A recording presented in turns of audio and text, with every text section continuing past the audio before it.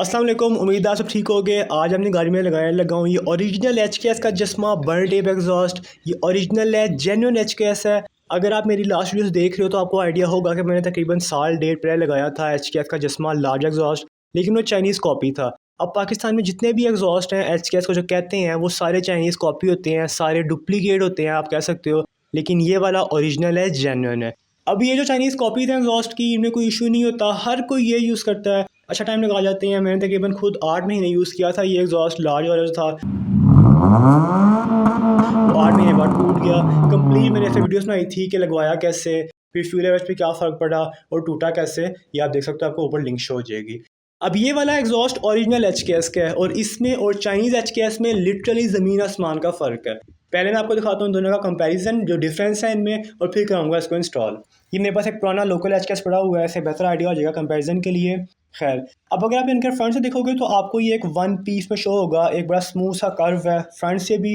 ये मैं और एग्जॉस्ट की पिक्चर अटैच कर दूंगा, सबका सेम है, फ्रंट से बिल्कुल स्मूथ होते हैं और बैक से भी एक वन पीस टाइप चीज़ बनी होती है। जबकि जो ओरिजिनल HKS है वो फ्रंट से बिल्कुल फ्लैट होता है इस तरह, और इसके सराउंडिंग पे बॉर्डर्स पे वेल्ड के निशान होते हैं, और बैक से भी बिल्कुल ऐसा ही है, बिल्कुल फ्लैट और बॉर्डर्स पे वेल्ड हुआ होता है।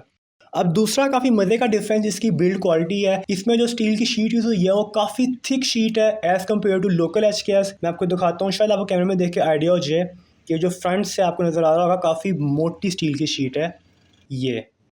अब ऑन द अदर हैंड जो लोकल HKS है उसकी जो स्टील शीट है वो काफ़ी बारीक, काफ़ी पतली सी है। और इसकी सबसे मज़े की डेमोन्स्ट्रेशन वही, जैसे हमने पेंट चेक किया था, मैं सिंपली इसको अगर टैप करूँ तो इस तरह की काफ़ी हॉलो आवाज़ आती है, क्योंकि ऑब्वियसली शीट पतली है इसकी स्टील की। जबकि मैं ओरिजिनल को टैप करूँ तो ऐसी आवाज़ आती है, रॉक सॉलिड, काफ़ी हार्ड है।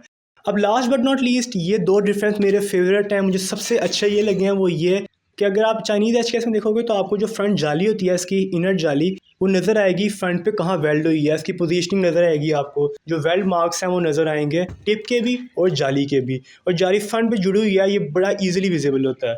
ऑन द अदर हैंड अगर आप ओरिजिनल HKS में देखोगे तो आपको जो जाली की पोजीशन है, जाली की जो फ्रंट वेल्ड्स हैं वो नज़र आएंगे नहीं, इसकी जाली अंदर ही इंगल्फ्ड है इसकी बॉडी में। मीनवाइल ये काफ़ी ड्यूरेबल है, और सबसे मज़े की बात ये है कि इसकी जाली भी स्टील की है, जो कि मेरे लिए काफ़ी इंपॉर्टेंट है, क्योंकि आपको लास्ट वीडियो में याद होगा कि जो पिछला एग्जॉस्ट था चाइनीज़, उसकी जाली थी लोहे की, उसको लगा जंग और वो टूट गई।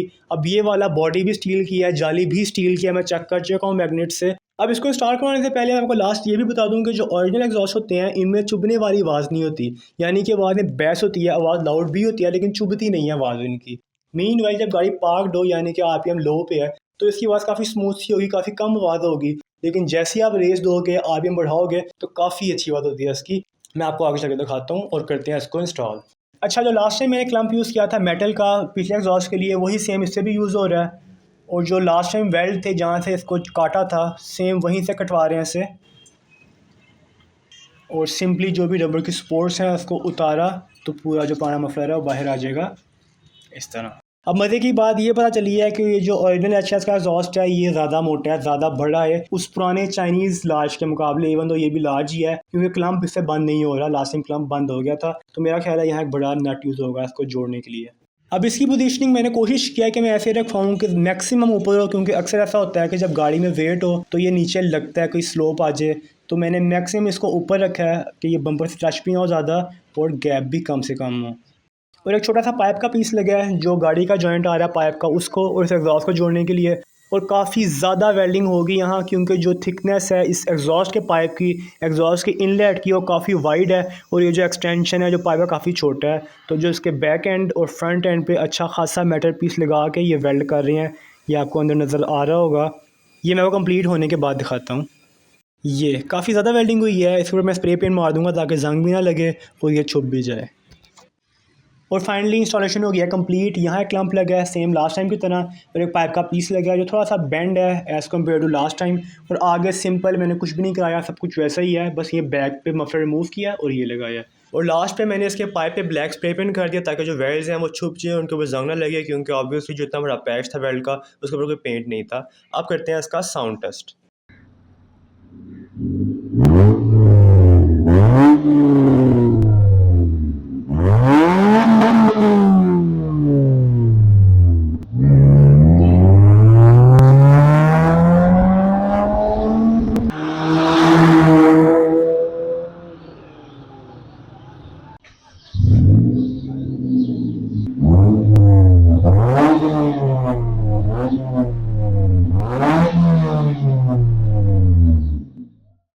तो फाइनली आपने वीडियोस देख ली होंगी सारी और आपको आइडिया हो गया होगा, मुझे खैर कुछ बोलने की ज़रूरत नहीं है। अल्हम्दुलिल्लाह काफ़ी अच्छी बात बनी है। टू बी ऑनेस्टली मुझे लग रहा था कि आवाज़ इसकी काफ़ी लाउड होगी, लेकिन अल्हम्दुलिल्लाह लाउड नहीं है, इसमें चुभने वाला फैक्ट है वो भी नहीं है। काफ़ी स्मूथ डिसेंट आवाज़ है लो आरपीएम्स पे, और आरपीएम ज़्यादा होगा तो बेस बढ़ जाती है और काफ़ी मज़े की क्रिस्पी आवाज़ है इसकी। अब मसला ये है कि मैंने काफ़ी कोशिश किया है कि माइक में जो बेस वाला फैक्ट है वो आ जाए,